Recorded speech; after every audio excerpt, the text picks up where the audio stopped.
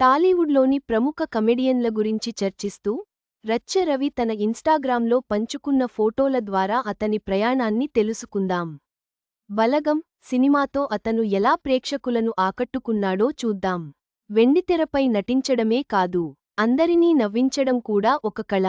టాలీవుడ్లో కమెడియన్స్ అంటే అందరికీ బ్రహ్మానందం, అలీ, వేణు మాధవ్, సునీల్ లాంటి పేర్లు టక్కున గుర్తొస్తాయి.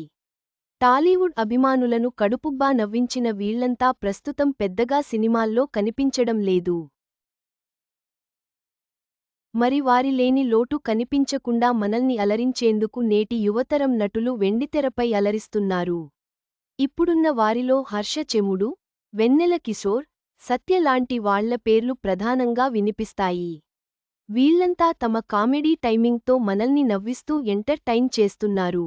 వీరితో పాటు ప్రస్తుత తెలుగు సినిమాల్లో మంచి గుర్తింపు తెచ్చుకున్న మరో వ్యక్తి రచ్చ రవి. జబర్దస్త్ నుంచి మొదలై టాలీవుడ్ సినిమాల్లో తన కామెడీ టైమింగ్తో అభిమానులను ఆకట్టుకుంటున్నారు. బలగం సినిమాలో ఆగుతావా 2 నిమిషాలు అంటూ తెగ నవ్వించేశారు.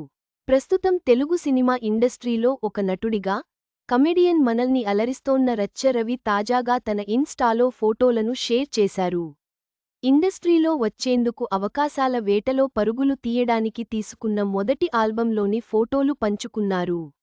రచ్చ రవి తన ఇన్స్టాలో రాస్తూ, తన సినీ ప్రయాణానికి అవకాశాల వేటలో పరుగులు తీయడానికి మొదటి ఆల్బం చేయించుకున్న రోజులవి.